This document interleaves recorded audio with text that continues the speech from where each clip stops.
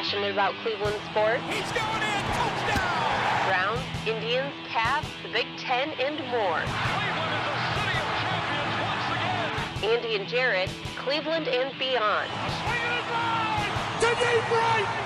Here are your hosts, Andy Billman and Jared Watson.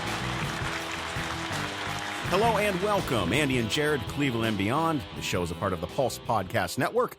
I'm Jared Watson along with Andy Billman, and this is our end of spring training Indians 2019 preview show with Indians beat reporter for MLB.com, Mandy Bell. She'll be coming up in a couple of minutes, but actually, Andy, before I even jump into this, I have to throw this information out there.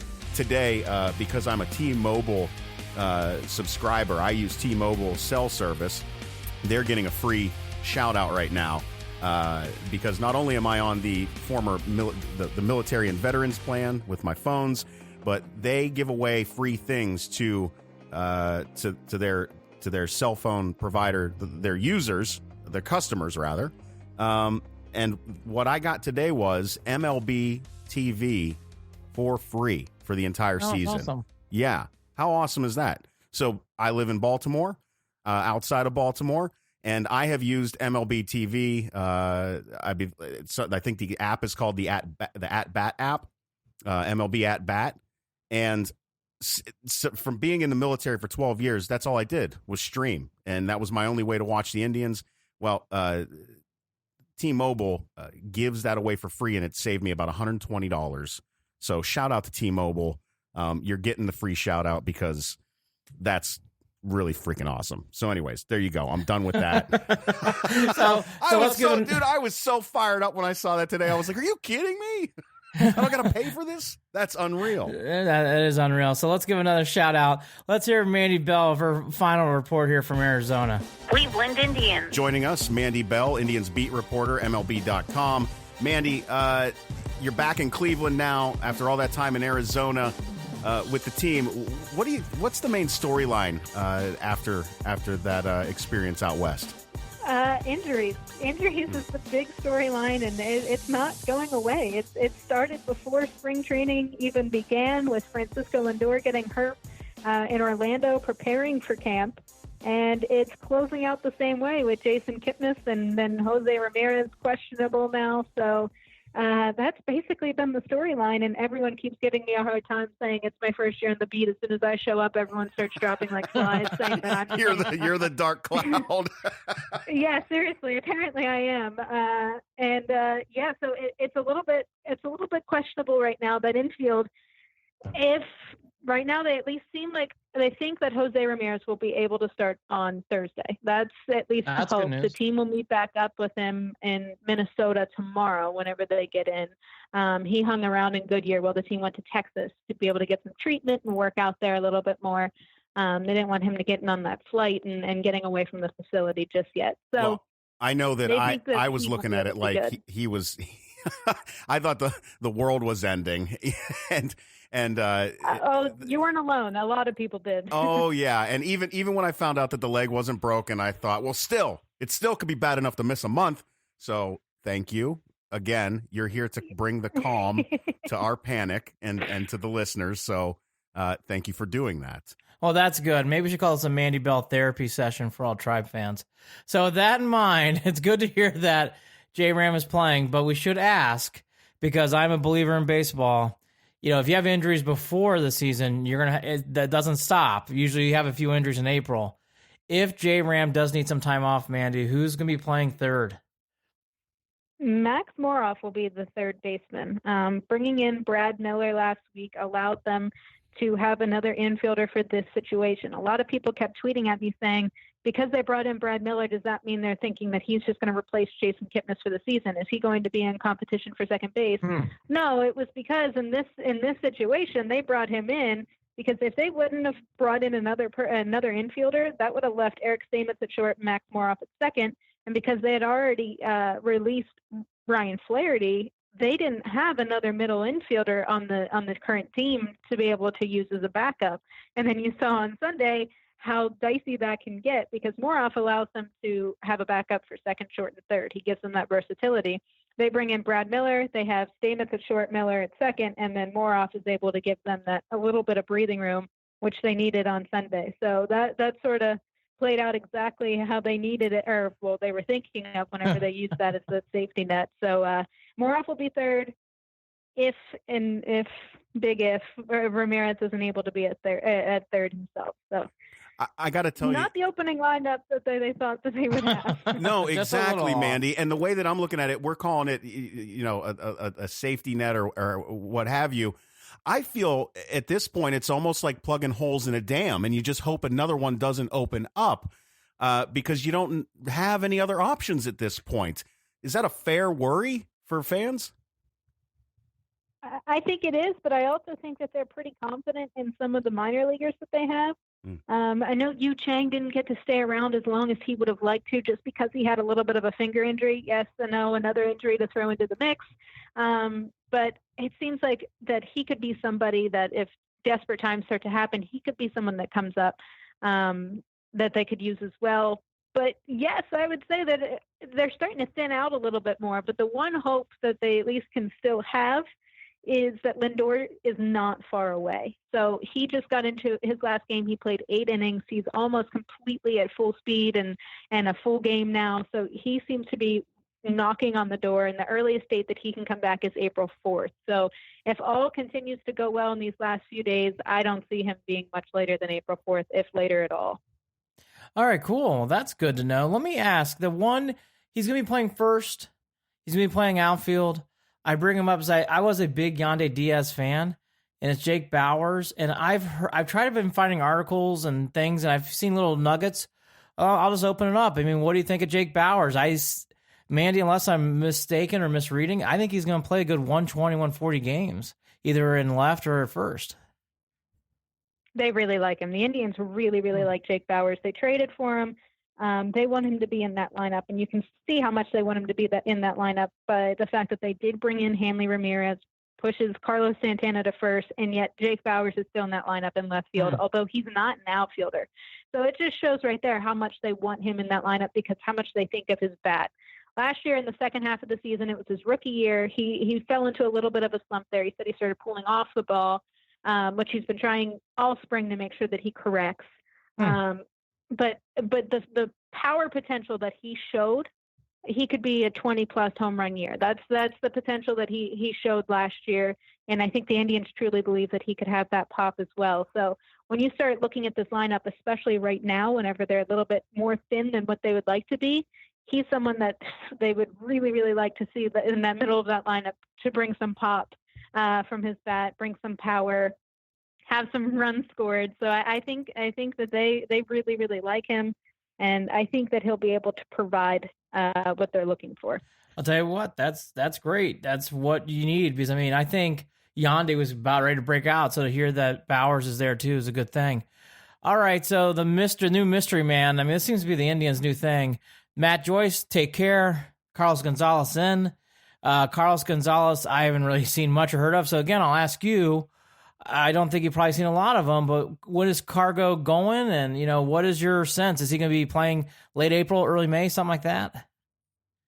Yeah, his opt-out date is April 20th. So it will be decided before then whether or not he'll be called up, and he will. He just needs some time. He said whenever he got there, said that he had been hitting off of batting machines and in cages and all that stuff over the off season, but it's not easy for hitters and position players to get the same kind of work at home like pitchers can do. Pitchers can still throw and get the same routine in that they typically would if they were at a facility, but position players aren't as able to do that just because they don't have people to just go out and hit them fly balls, and they can start running the bases and doing things as easily as they could at a facility. So when he got down to Goodyear, he said that he just needed some time, and the Indians knew that he needed some time. So he's going to be staying in Goodyear for a little bit longer. Eventually we'll get up with Columbus and start working himself out as much as he can, and by April 20th, he'll be up with the Indians. Mandy, we know how good the starting rotation is with this team, but at the end of the day, we still have to put runs on the board. I worry that, I don't know, are they going to do what Tito's teams have done in the past when they have an possibly offensively struggling team, really relying on the small ball, the stealing the bases, the laying the bunts down, the base running awareness?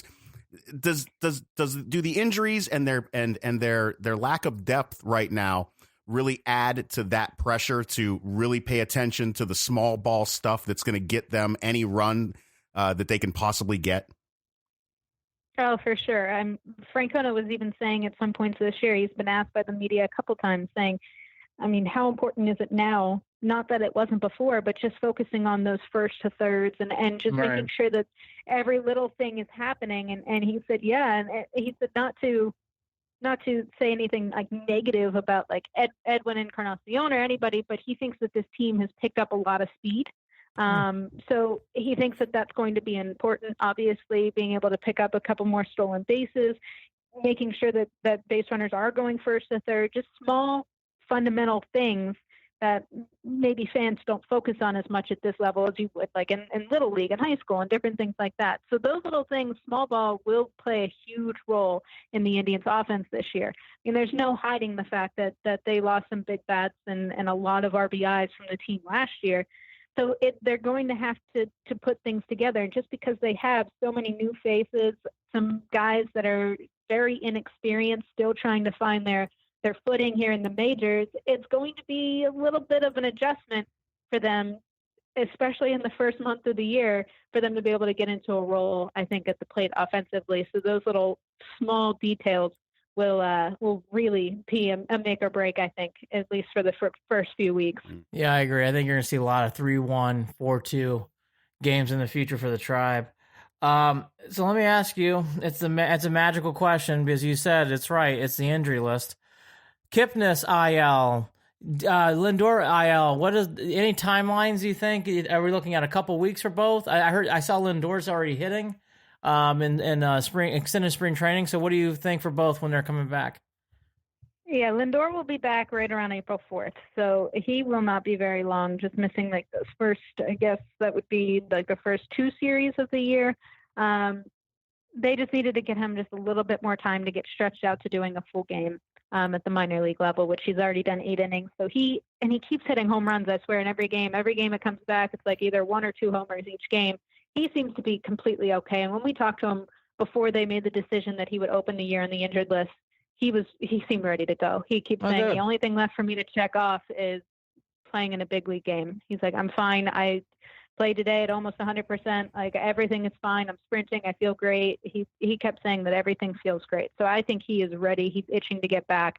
They were just worried. I know they said that weather doesn't play a factor, but it sort of has to. You're opening up in Minnesota, then coming to Cleveland, and not the warmest areas in March and April, early April. So it isn't? Minnesota's not the warmest areas in March? Come on. When I think of sunshine in March, and late March, I think of Dairy Queen and in Minnesota. So I think that they just maybe wanted to get him a few extra days just to make sure, because the last thing they want to do is rush him back and this be a nagging injury all year. That would not do anyone any good. So as long as they make sure that this thing is completely gone, which it seems like it almost is, at least from Lindor's perspective, I think everything will be good from there. So I think he'll be back around the 4th. And then Kipnis, there's no set date. I know that they tried to shut him down for like 7 to 10 days. And I think Francona even said this morning that Kipnis had gotten back on the treadmill a little bit. It's just tough because it's a calf strain again, just like Lindor had. And you saw how long Lindor's took. He's been out since February 6th. So I know they keep trying to say it's like 7 to 10 days to shut down, and then they'll reassess. But this is something that's been nagging Kipnis all spring. He had some tightness in his calf earlier this spring, and so he was shut down for a few games, came back, and then got pulled out of the game after he actually suffered the strain. So, again, it's going to be they don't want to rush him too much. So I think he could be out a little bit longer than maybe, although there's no set time frame right now, than maybe what they're expecting. So he might be a little bit longer, but I would say Lindor's back within the first 2 weeks of the year. Well, let me ask about Kipnis then, because it's a big year for him. More than likely the Indians are going to take him back in. Does he seem like it has to be frustrating for him, right? I mean, he seemed like he was really focused coming into spring. Do you get a vibe that he's just kind of bummed out that he's going to be sitting out the first couple weeks or maybe more? Yeah, definitely. I think that's the only way you can explain it is bummed out. It's a frustrating process. He said a couple times he just sort of have to listen to your body. And I know whenever he had the first tightness, he had tightness in his calf, and then he had tightness in his hip flexor before that had kept him down for a few games during the spring. And he's like, you just sort of have to listen to your body. It's just like, if I was in the season, I'd be pushing through it, but because it's spring, there's no point. I just want to make sure that I'm healthy enough to get through the spring. I want to make sure I'm healthy enough to get through the spring. And then all of a sudden you get to the end of spring and then he's not healthy enough. So it's a very frustrating feeling. He had some good stretches there where he was hitting the ball really, really well during camp. And so to be able to have to start the year on the injured list, like you said, probably in his final year with the Indians, I can only imagine how frustrating that process would be. I was going to jump into a question, but I am thinking about Kipnis. I mean, he's got a lot, he developed into a fan favorite over the past few years. And last season kind of hurt that reputation, I think, for him in Cleveland.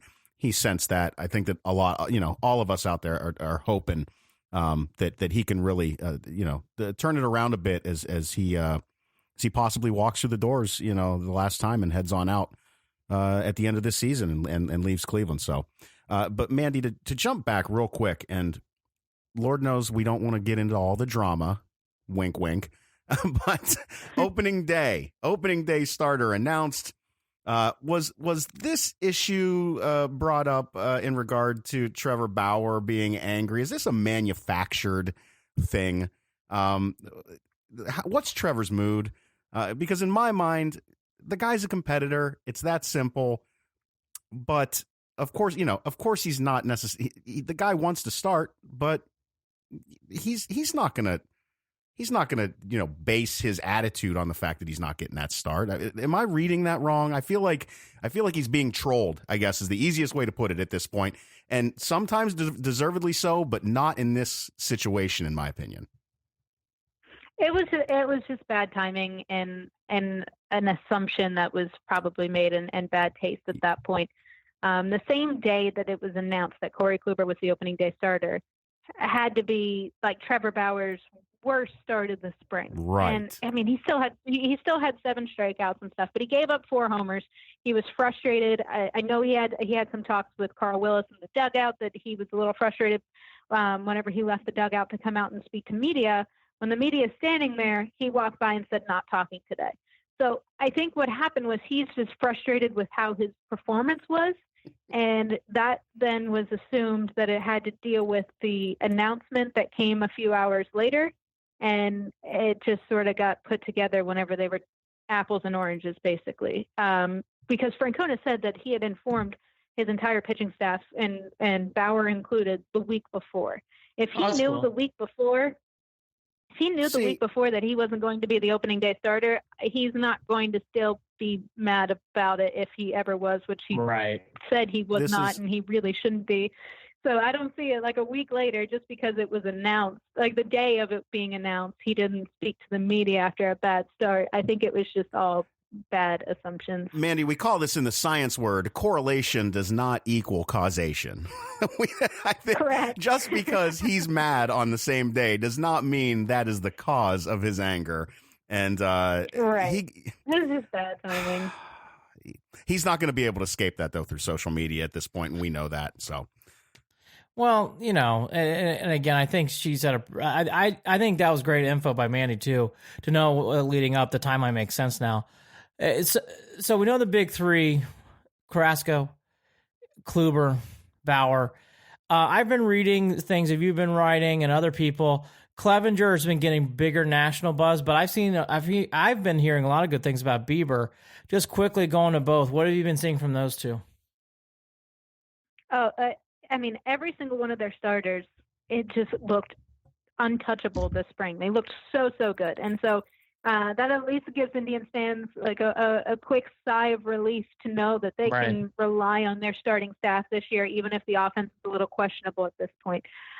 Clevenger just seems to be upping his velocity, and I know that's something that he's said a couple times that he's focused on this year.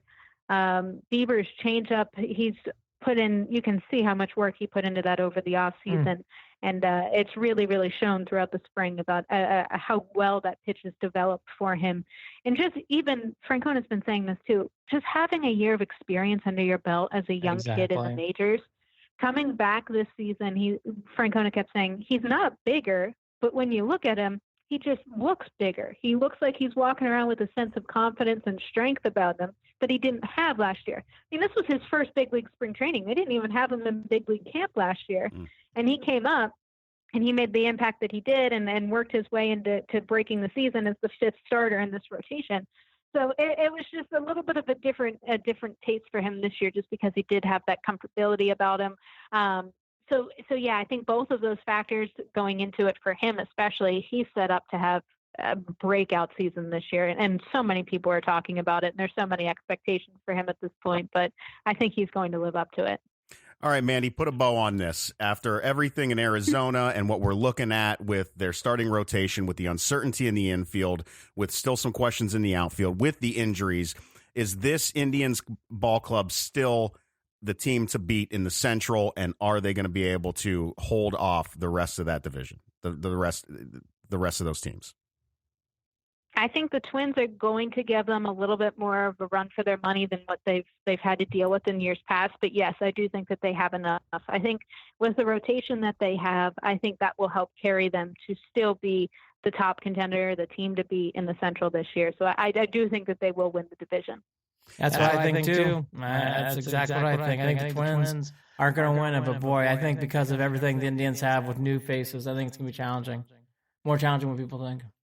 At Mandy Bell 02 on Twitter. Give her a follow. Read her articles. Indians beat reporter Mandy Bell, MLB.com. Thank you so much once again for coming on and giving us these updates. Yeah, thanks so much for having me. So I think the big things to take out of this, Jared, was obviously the timeline that Mandy put together of Bauer. Sounds like that wasn't a sudden surprise. How great is that? I mean, that just is...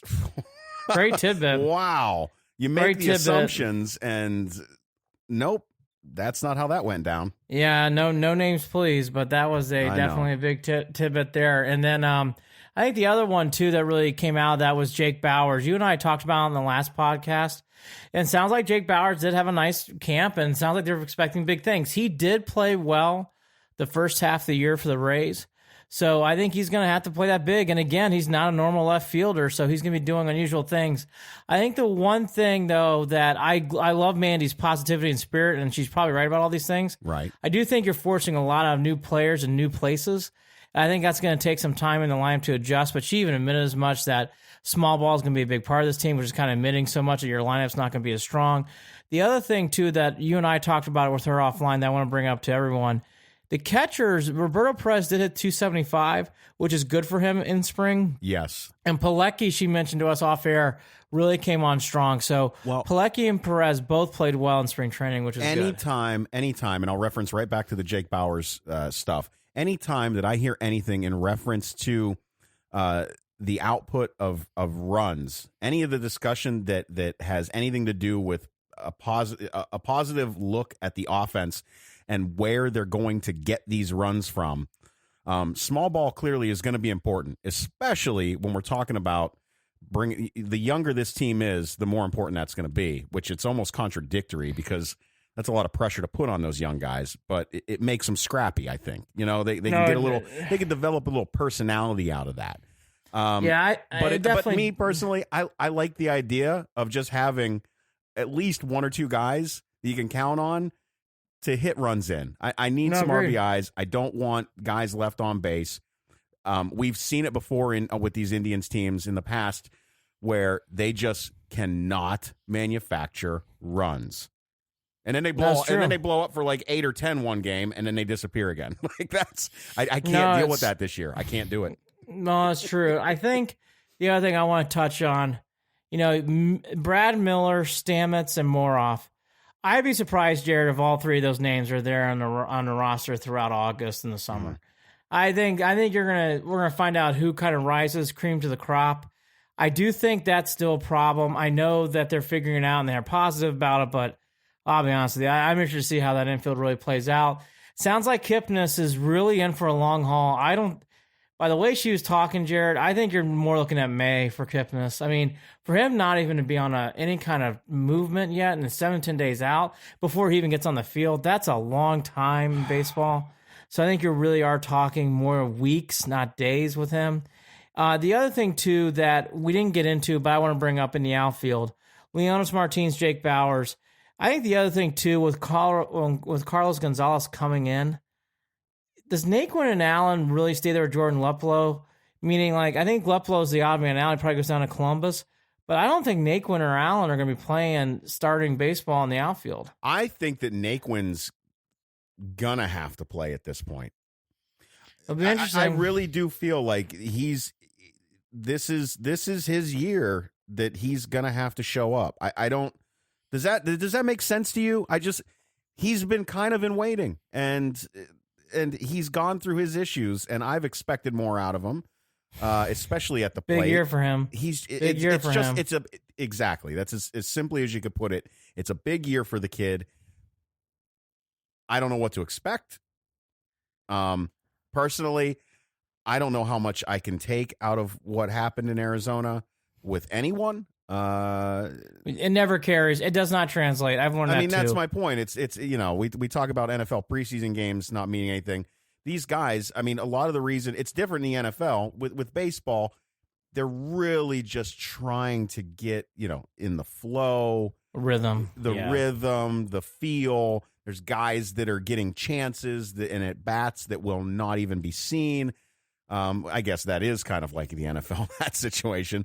But there's just a lot going on there where it's all about getting loose.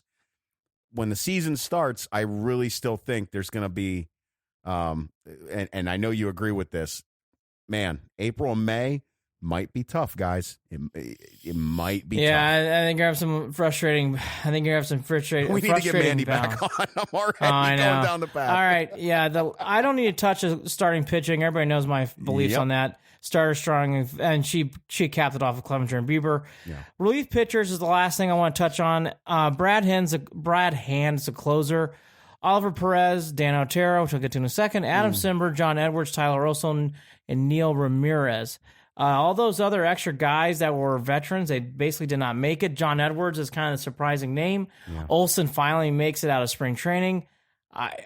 We've neglected the bullpen, I think, in our conversations, and I think that we've done it because we know how challenging it is to even have a conversation about this bullpen. Well, I know what Perez is, and I know what Simber is. I don't want to drown a guy. Dan Otero. Give me a Paul Ossenmacher. give me. Well, Eric Plunk, right? Again, Dan Otero to me, I really hope he comes through. I know they signed him to not a huge deal, but they signed him to a nice deal.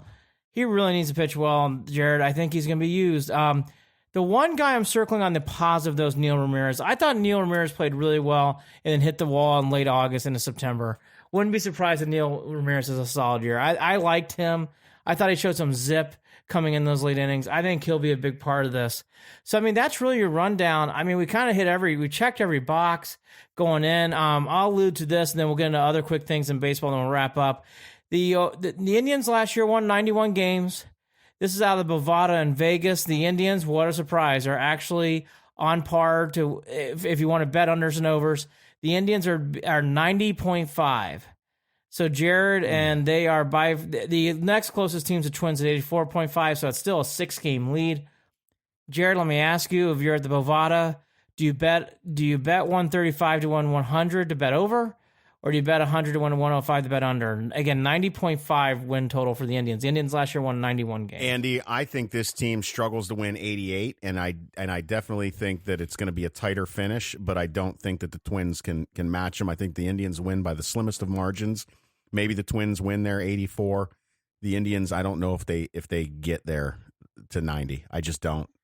I would say this. The thing that I'll remind people to make you feel better, the Tigers last year only won 64 games, and they're only predicted to win 68.5, which I think that's heavy. The Chicago White Sox last year won only 64. The Chicago White Sox only won 62 games. Yeah, perspective is nice. We're not in that situation, Andy, where we don't have a team that's worth watching. Yeah. That's not even close to being the case. I think a lot of the complaining is coming in because we realize, again, that window of opportunity feels like it's closing slightly this year. slightly might be well, not the best word. It's coming quick. But it's coming quick. And you've said it before too. 2019 is rough. 2020 is set up pretty nicely. I like 2020. I like 2020 a lot. You know, yeah. I want to like now. You know, I want to know, live I in know. the present. I follow existential philosophers and psychologists. No, I want to live in the present, and this team needs to do better than the 88 wins I'm predicting. No, I hear you. So here's my thing. I would not bet money on this. So this would be not one of my 6 predictions for under-overs. I would stay away from the Indians numbers. I think 90 is about right. 90, 91 is about right. I think 90.5 puts it too high. I think really it do. is high. The Indians, though, finished the year strong with Francona, and I think that's what's going to happen here. I think they'll make a trade. Jared, I think this division outside of the Twins is bad. I know people. Well, the it's Twins amazing. pitching's still a mess, right? I mean, we're not. It is a mess, Right. and the only team that I'm very surprised I don't understand is the White Sox. They see a 12-game improvement, 74.5 wins. That's a big improvement in baseball. I just don't see that as much. So I think the Indians are right there. If I had to choose, gun to my head, I think it's doubling down. I think they get 91 wins again. But to Jared's point, I don't think it gets much higher than 92, 93. I really think 91 is right there. 90.5 is a great number. No, you're not looking at a 95 win team. No. And not I mean, this year. and barring something crazy happening, like I said, the you can develop a little bit of an attitude with a scrappy team that, you know, the lower. I don't want to say lowered expectations. The expectations are high, but they are a doubted team right now within the fan base. You know, No, they really are. Here's a couple other things from around baseball, then we'll wrap up on the Indians. I'm going to post 6 under and overs I like, but I'm going to give 2 away. That I just teed it up. The White Sox are at 74.5 wins. I think that is a strange number. I'm picking under for the White Sox. I love that number under. I think the White Sox are crap. I don't understand the hype. And that's been like a thing in baseball. Oh, look at all these young, shifty players. I just don't see it. I think that White Sox number is low. It should be, I mean, it's high. It should be lower. I mean, that's a 12-game difference. So I really love the White Sox under. I've watched a lot of Indians games over the last 2 or 3 years. I've seen nothing. Jared, am I missing it? Outside of Abreu at first, I've seen nothing from the White Sox. Nothing. Nothing stands out about that team in the last 2 or 3 years. That gif in my head with the dude looking at the laptop. Yeah. Saying trash. Yeah, I just don't. There's nothing to be. Nothing. No, I just look I at just how don't- we're having this conversation, Andy. The Twins are the only team we talk about, and that's only because they can put up numbers at this point, theoretically. But that's not going to happen every day, and it's definitely not going to happen against our rotation. But I will say this is where the importance of our bullpen comes in. Mhm. Lord knows you want to limit those innings, possibly. So I'm worried about the Twins. But you're right. White Sox, there's nothing there. There's nothing there. If Nothing you to worry want, no, I think that number is off. I think it's way off. I don't think if they said 69, I'd be like, oh, I'm kind of buying it. But 74, that's a 12-game improvement. That's a large improvement. The other one too, I think the AL East is a strange division because I think you really got 2.5 clubs and 1.5 club being the Rays. I think the Blue Jays and Orioles have a really big chance of both losing 100 games this year. I think they really both do. I can tell you here that the talk locally in regard to the Orioles is it's like the 7 stages of grief, and right now they are on acceptance. I'm not sure. You think I'm kidding? That's exactly Well, ready what for it this? is. Well, ready for this? This is an amazing number. The Orioles last year won 47. That's amazing in baseball. They only won 47 games. What? 4-7. 4-7. Yeah. The Orioles this year, what do you think their number is in Vegas? Under over? You can't tell me it's lower than that. 59.5. Jared for an under over. I don't ever remember seeing a 5. God, that's how Andy, bad I the don't Orioles- know that they can come. I almost feel like that number might be more egregious than the White Sox number. So I'm going to take the Orioles under 59.5 because I knew you'd confirm my thoughts. Because I said, I know this is going to sound strange. I actually think they go under too. Oh, my God, bless. The Orioles are terrible. And I'll tell you, I'm going to think about some more. The Blue Jays 74.5 sounds high to me too. I think they're in for a long seasons. Some other numbers I'm debating when I look at this. The Padres are at 78.5. That's not a big number, but again, it's a 12-game difference. That's a huge swing in baseball. The Phillies are now at 89.5. That makes a lot of sense with all the signings they did. The interesting numbers, the Mets at 85.5. I like the Mets. I don't know why. I think they're better when people think. They're just in the wrong division. And the only other numbers that really stick out to me, the Royals are at 69.5. I think the Royals are a much better team than White Sox. I really do. I might put my money on it and say take the Royals over. I'm going to think about it some more before I put my picks up. But that kind of gives us a taste in there. I got to say, Andy, we haven't kind of blew in there loud. I'm sorry. That's all right. The Tigers. They're at 68.5. They won 64 games. The only reason I bring it up is because we haven't even. It's strange to not talk about a Detroit team. It's still strange. They're bad. They're really bad. Right? I mean, tell me it's. I think they finished last.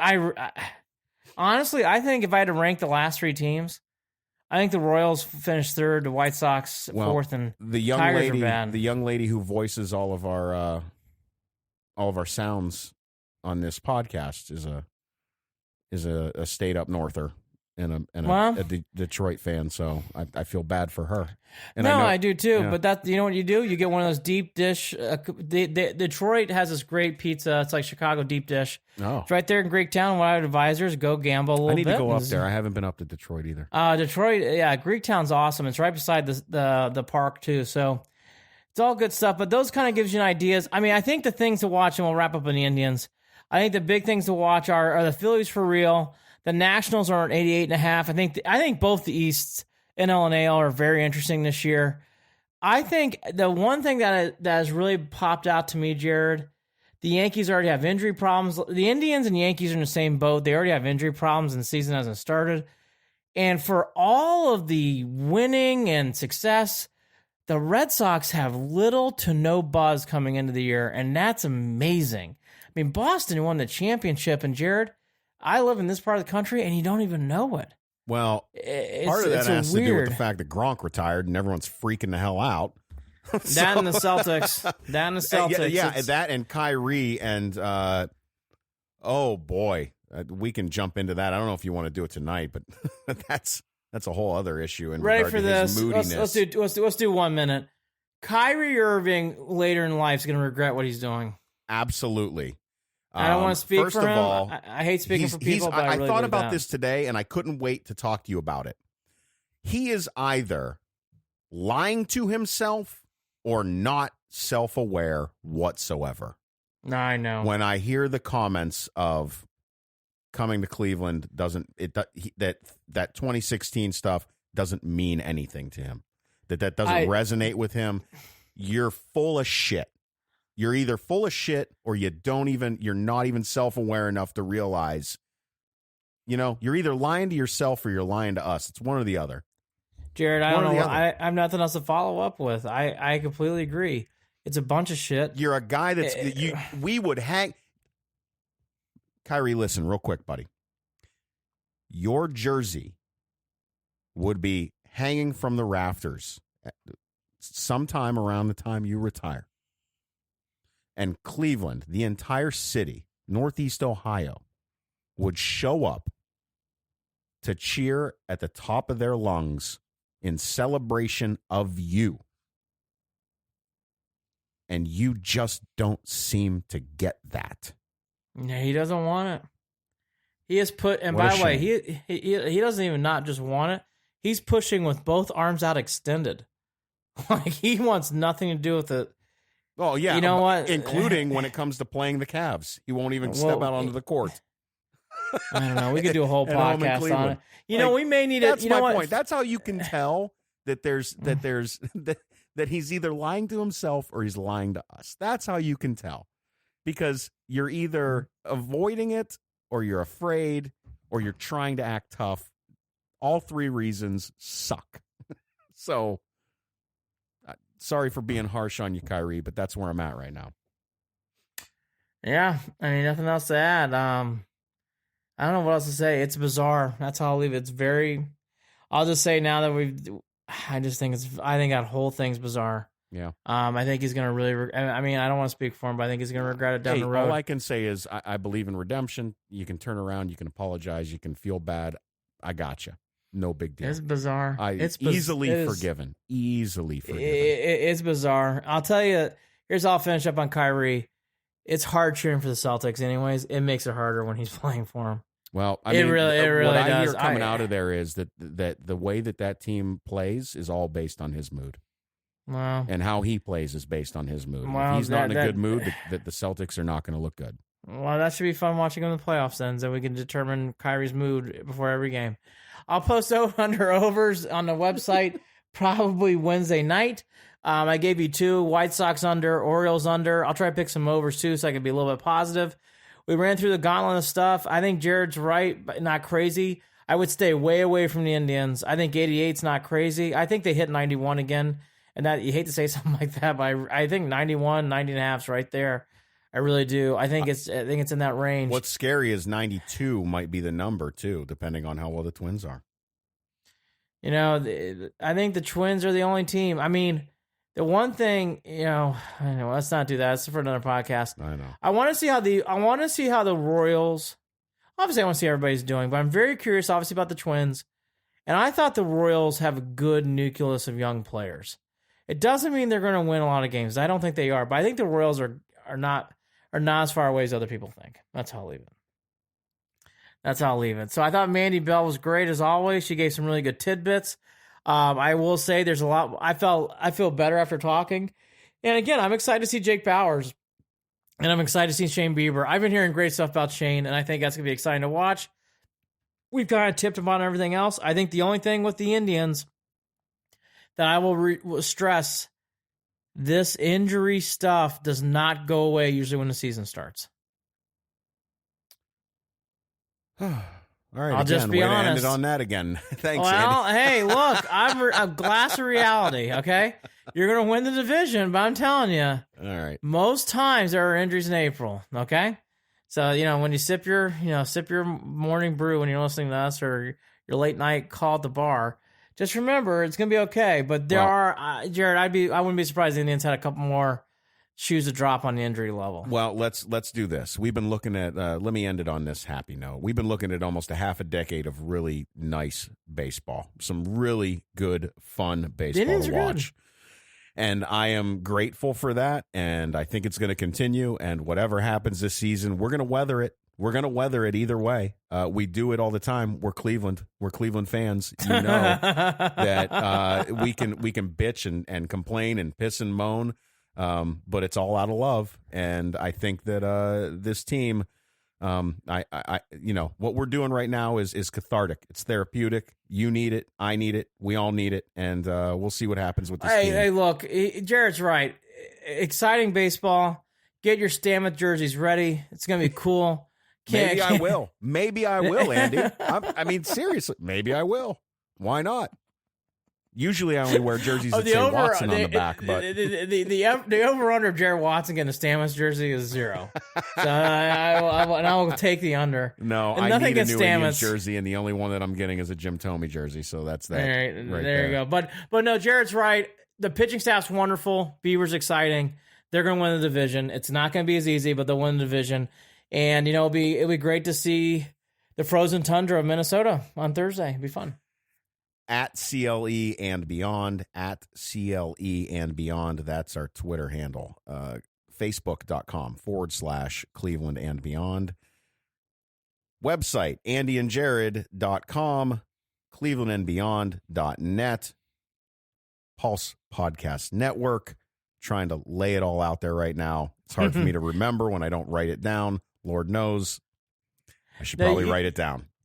You hit all the key things. I'll end on this note. And this is not on the Indians on the field.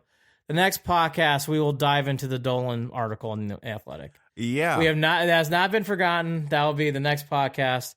We'll go deep dive into the Dolan article in the Athletic. Thank you for that, because I think that I don't want anyone thinking we ignored it. We're not. We're not. I'm actually still reading that article, to be honest. I haven't finished it. No. We will dissect it towards the weekend, getting closer to basketball, or maybe a little bit after. But that is coming. So again, the Indians tip off. They throw off in Minnesota. Jared's gonna go lay down. I am too. It's been a great run today. Thanks again to Mandy Bell. Day. And she's at Mandy Bell. What is it at? What's her Twitter? It's at Mandy Bell 02. At Mandy Bell 02. She knows her stuff. I love having her on. I know Jared does too. She knows her stuff. Follow her. Go to her. She does great stuff for the Indians. He's Andy Billman. I'm Jared Watson. Andy and Jarid, Cleveland and beyond. Go Tribe. It'll be all right. Talk again soon.